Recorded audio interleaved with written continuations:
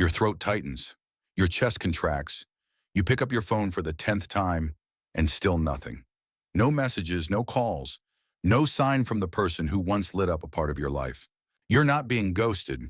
You're simply witnessing the world mirror back an invisible signal you've been unconsciously sending. I'm not whole. I need to be chosen. You thought you had moved on. You've meditated. You've journaled.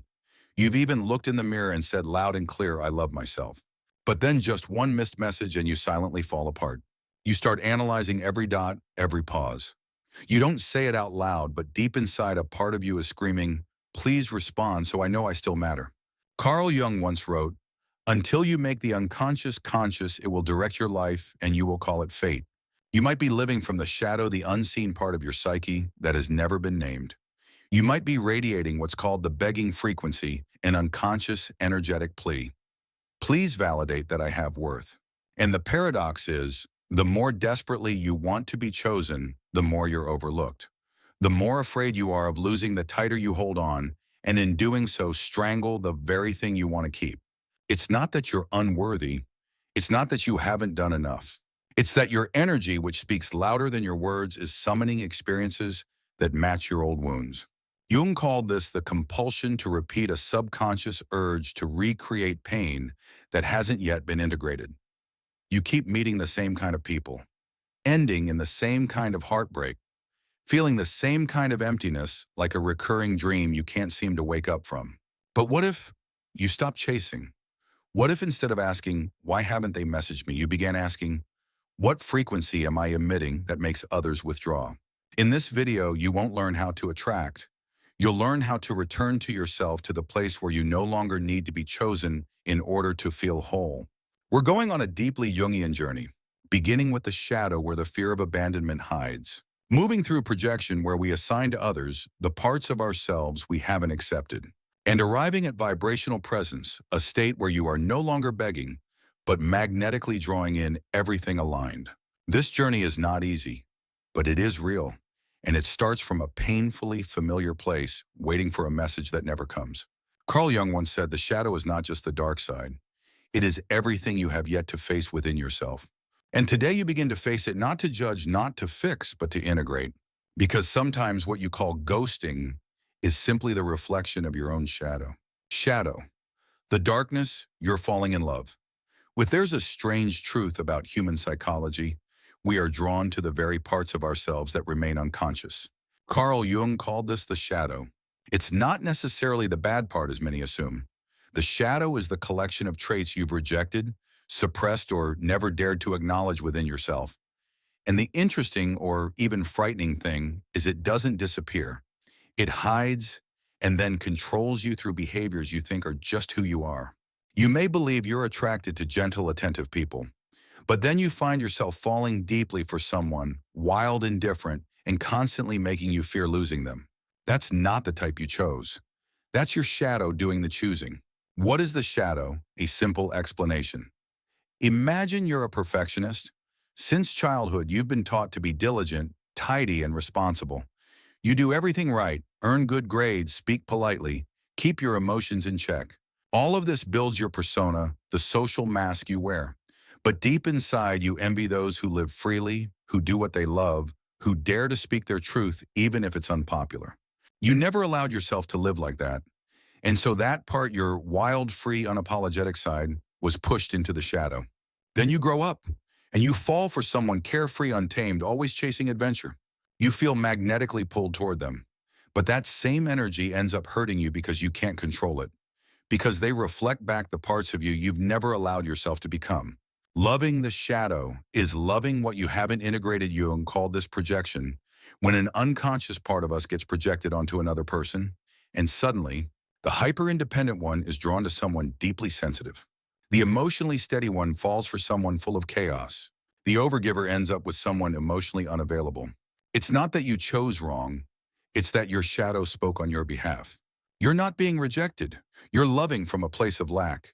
When you emit the signal, I need someone to make me feel whole, you're not loving, you're pleading to be healed.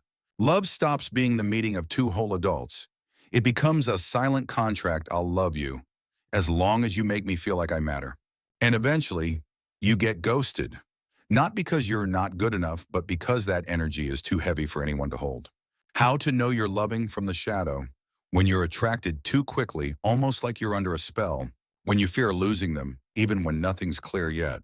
When you check, wait, overanalyze every response. When you act calm but feel panicked inside, that's not love. That's your shadow in action, a wounded part of you trying to find validation through someone else. If you recognize yourself in this story, don't rush into shame or self-blame. We all carry a shadow, and it's only when you have the courage to face it without running, without blaming, that you begin the journey of individuation, returning to your whole integrated self. Share in the comments, what part of you do you think is being projected onto the person you love? This community is here not to judge, but to see each other more deeply. In the next part, we'll dive deeper into projection. How the shadow doesn't just choose who you fall for, it also turns them into an illusion. You fall in love with the idea of them, not who they truly are. And when that illusion shatters, you feel betrayed. But in reality, it was only the fantasy you created that fell apart. That's the second step on the Jungian journey, withdrawing your projection and seeing the other person as they truly are. Projection and disguise control. When you're in love with your own script. Do you remember Carla? She had gone through a healing journey, reading books, therapy, meditation, yet still found herself stuck when entering a new relationship. On the first date, she told herself, I've changed. This time I won't fall into the same trap. But just a few days later, she found herself glancing at her phone constantly. Each text that lacked excitement twisted in her chest like an old wound reopening. Sometimes just walking felt like a tightrope. Every step threatened to shatter the fragile stability she had tried so hard to maintain. Carla was confused. Why do I still feel so unsafe? When you can't control it, that's disguise control at work. In Jungian psychology, there's a concept called the activated complex when an unhealed part of the psyche takes over unconsciously. But there's something even more subtle. Disguise control masked as logic and emotional maturity. You don't think you're controlling.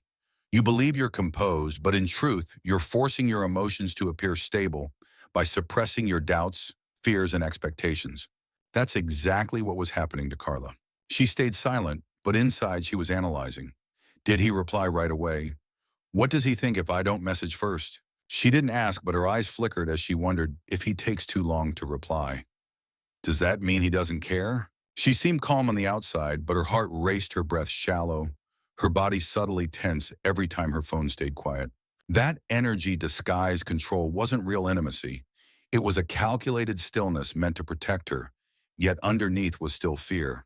Hidden control energy, subtle but powerful. You tell yourself, I'm fine. I don't need to text first. But when you keep checking your phone, you're trying to manage your inner insecurity. Even if your mouth stays shut, your energy still says, please reassure me that I'm still chosen. Jung warned that when you refuse to face the wounded parts of yourself, the mind becomes a protective shell, but beneath that shell, there's trembling that can't be hidden. Carla's inner monologue. Let's return to Carla's story. She vividly remembered the warmth she felt when he first texted her that night, but the next afternoon, silence. She felt a sharp ache deep in her chest, like a void opening inside her. She told herself, stay calm. She took deep breaths. But 5 seconds later, her lips were dry, her hands curled, and a thought surged. Does he still care? She didn't cry, but her body spoke for her. She threw her phone aside. She asked herself, am I being too needy? Am I not mature enough? Am I back to needing someone to validate my worth? And this wasn't self-pity. It was the invisible power of psychological control etched into every thought, every tap of her phone. When disguise control and projection merge. When you engage in disguise control, you're not just self-protecting. You're also pulling the other person into the emotional drama of your inner world. You crave connection, but secretly fear that connection isn't truly safe. Your energy says, I'm okay, but if you leave, I won't survive. The other person can't keep reassuring you forever. No matter how amazing they are, they feel the gravitational pull. And over time, they step back, not because they're unkind, but because they can't hold you and your entire inner world at once. Escaping disguise control, finding light in the shadow, pause and feel. When your mind says, I'm fine, but your body is tight, stop. Notice your tense stomach, your clenched chest, your racing heart. That's your inner saboteur disguise control, wearing the mask of, I'm okay. Ask yourself, what am I trying to control? Are you controlling so you don't reveal your fear? Are you staying silent to save face? This false flow blocks true connection. It's the shadow at play. Don't react, respond from your center. Say you're waiting for a message and you resist texting first. After a few minutes, ask, am I responding to him or to the fear inside me? If it's fear, maybe it's time to write in a journal instead of sending a message. If you've been silent to stay calm but your heart's racing, share it. When was the last time you didn't send the message but checked your phone just minutes later? You're not the only one. And by facing your fear, you're touching real peace. In the next part, we'll explore. When you stop controlling and return to your center, you finally enter presence, a state of inner calm, where you no longer broadcast, I'm not enough. And miraculously, that's when everything starts to come to you. Not because you chased it, but because you were finally whole. Are you ready to step out of the realm of control and into the light of presence? Compulsion to repeat. When you keep tripping over the same scar. Have you ever asked yourself why, even after promising? This is the last time you still end up with the same type of person, the same kind of story, the same heartbreak. Again, you're not going in circles. You're running on an invisible track on repeat until you're drained. That scar, that psychological imprint, is called the compulsion to repeat. It's your soul's way of refusing to let go, pulling you back into familiar pain. Jung's theory of compulsion to repeat. Carl Jung once said, the patient can only get well when he begins to see the contents of the unconscious and assimilate them into the total personality. A part of you often, the shadow and activated complex or a wounded inner child, is tied to an unacknowledged wound. When you meet someone who triggers that wound, you don't actually choose them. You're unconsciously reenacting the same emotional script all over again. Maria's story. When compulsion to repeat becomes an endless cycle. Maria, 29, had gone through a chaotic relationship in her early 20s. Her partner was cold, quick-tempered, and she repeatedly broke down and forgave him. Years later, after therapy and medications, she believed she was finally okay. Then she entered a new relationship. And once again, this man made her wait on texts. He made her overthink. He left her sleepless, questioning herself just like before. Maria was stunned. Why does his late reply hit me so hard just like it did years ago? The answer wasn't, he's a bad guy. The answer was her old emotional pattern hadn't healed yet. When she broke the cycle the second time, she realized, I'm not in love with a person. I'm chasing a pain pattern I know too well. Why do we repeat old wounds? There are 3 core reasons. Lack of awareness of the wound. If you haven't faced your shadow, you don't know what you're carrying. So you unconsciously recreate the situation, not to heal it, but to relive it. Deep traces in the subconscious. Once the wound is triggered, it becomes a radar. Anyone who touches that nerve, consciously or not, will drag you back into the same emotional structure. Ignoring the signals of the body. When you're emotionally starved, you act from urgency. You feed the craving to be saved without giving yourself space to heal. Are you caught in the loop? Ask yourself. Which relationship made you feel like déjà vu emotionally? Have you ever sworn never again yet sacrificed again, only to be abandoned? Are you drawn to someone similar to the one who hurt you, hoping this time it will be different? If your answer is yes, you may be living in an unconscious emotional cycle. Integrating the shadow and the key to ending the cycle. To break free, you must expose your unconscious fortress, identify the activated complex you've been trying to avoid. Witness your repeating wounds with compassion, not judgment. Give your mind and body time to pause so healing can happen, not just reaction. A small example. When is a video warning? Instead of jumping into a new connection, the moment you feel excited, try slowing down. Pause. Write down your feelings through questions, journaling, or speaking with a friend. Give yourself time to touch the sensitivity inside, not to fix it, but to acknowledge it. If you realize you've repeated a pattern, try this. Comment. The most recent time I repeated the cycle was when insert specific situation. Because your story isn't just a lesson for you.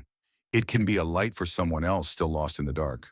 There's nothing wrong with repeating, as long as you're willing to own it and love the part of yourself that still feels fragile.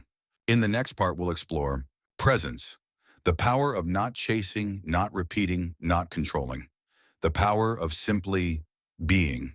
Presence isn't a destination. It's a moment-by-moment journey out of old instincts and into your centered self. Are you ready to drop the script and meet the one person who has always been waiting for you yourself? Presence, the power of being here. You can read dozens of self-help books, meditate every morning, and confidently say, I've let go. and yet still feel anxious when a message goes unanswered. The truth is, there are times when the energy inside you is sending signals, not from peace, but from a hidden form of control. Activated complex, when the unconscious lives as a second personality. Carl Jung called this an activated complex, a part of the unconscious that acts like a separate entity, a character living inside your mind. Once triggered, it hijacks your emotions, thoughts, and behaviors, and you start to believe this is the real me. In Psychology of the Transference, Jung wrote, "An activated complex puts us momentarily under the control of an autonomous personality. That's why you sometimes act in ways that surprise you, staying silent, to test someone, sending then deleting messages, or pretending everything's fine while your heart races. It's not that you're being dramatic, it's that an unseen wound is driving the car in your place. Presence, not silence, but the end of unconscious reaction. Presence isn't just about sitting still. It's not about staying quiet to look like you don't care. Presence is when you can feel yourself trembling and still stay. It's when you realize I'm being controlled by an activated complex, and instead of running with fear, you choose to stay with yourself. That is presence, no manipulation, no expectations, no need for the other person to respond on time just to feel safe. Story: Daniel and the power of the pause. Daniel, a 35-year-old engineer, was independent, confident, and admired by his friends. But each time he started a new relationship, he shapeshifted. He became anxious, constantly checked his phone, searched for signs, and then blamed himself. Why am I being so weak? During a therapy session, when Daniel said, "I want to learn to better control my emotions," the therapist asked just one question. "When you're controlling, are you actually trying to run from something?" Daniel went silent. For the first time, he realized that all his self-control was rooted in the fear of being abandoned. He had never truly been present. He had only been managing emotions as a clever form of control. From that moment on, Daniel practiced the pause. Whenever he felt the urge to text just to feel safe, he stopped. Instead of reacting, he took a breath. He wrote. He let himself tremble. And he didn't run. After a few weeks, Daniel said, "For the first time in my life, I don't need anyone to confirm my worth. I just exist."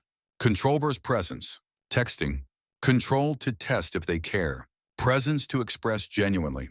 Silence. Control to make them feel you're important. Presence, because there's nothing to prove. Self-reliance. one. Control to avoid being hurt. Presence, because you already feel whole inside. Presence isn't about doing less, it's about running away less. Have you ever experienced a moment of pause where you didn't react but simply stayed? If so, share it in the comments with just one word. Pause, a reminder of the power you carry within. Because in those moments when you do nothing but dare to feel you're healing something no action ever could. And from this state of presence, a vital next step begins to emerge. Vibrational detachment, the art of letting go, not through action, but through energetic release. You don't have to cut ties. You don't have to vanish. You just have to pull back the energy of attachment. We'll explore that together in the next chapter. Vibrational detachment, letting go of the frequency, not the person. Imagine standing in a swirling wind tunnel. Each emotion you've ever felt is like an invisible string vibrating at its own frequency. And when someone enters your life and touches just the right string, you don't just remember them. You get pulled back into them, even when your logic screams don't go there. But it's not because they're so special. It's because an unhealed part of you, a deep wound, is still seeking resonance. Carl Jung once wrote, "Until you make the unconscious conscious, it will direct your life, and you will call it fate." What you think is destiny might just be an old frequency playing on repeat, waiting to be released. A symbolic story. The bellmaker, Daniel, was an old artisan who crafted bronze bells. Every time he forged a bell, he was meticulous about its vibration. One day he discovered that a particular bell always sounded off, even though it had been cast from a perfect mold. After repeated attempts, he found the problem. A piece of metal inside the bell had once been struck by lightning. That old damage warped the sound. Our hearts are the same. Sometimes the distortion isn't caused by the other person, but by the lightning strike we once carried inside. Are you ringing off because of a wound that hasn't been healed? From cutoff to detachment. A subtle but vital shift: action, blocking communication. Cut off to avoid their influence. Detachment, because you no longer need their validation. Action, avoidance. Cutoff out of fear of relapsing into weakness. Detachment, because you're no longer tuned into the pain frequency. Action meditation. Cutoff, to stop thinking about someone. Detachment, to witness that you've already transformed. Action solitude. Cutoff still haunted even in silence. Detachment grounded, peaceful, and unshaken. Cutoff is a behavior. Detachment is an energetic state. You can stop texting them, but if your heart is still screaming, you haven't really unplugged from that frequency. Real life case. Elena and the addiction to letting go. Elena was a successful entrepreneur who thought she had moved on from her ex after 2 years. No texts, no Instagram stories. She even blocked his number, but one random song on the radio, and her chest tightened instantly. During a therapy session, she broke down in tears. She realized that he had tapped directly into an old childhood wound, the belief that she was unworthy of being chosen. The pain wasn't really about him. It was her body's reaction to a dormant frequency being activated. From that moment, Elena stopped running. Each time her heart hurt, she sat with it. She asked herself, where in me am I vibrating out of alignment with my soul? Practice 5-minute energy reclaiming ritual. Sit quietly in a calm space. Close your eyes. Keep your spine straight. Place one hand over your heart. Inhale deeply, exhale slowly.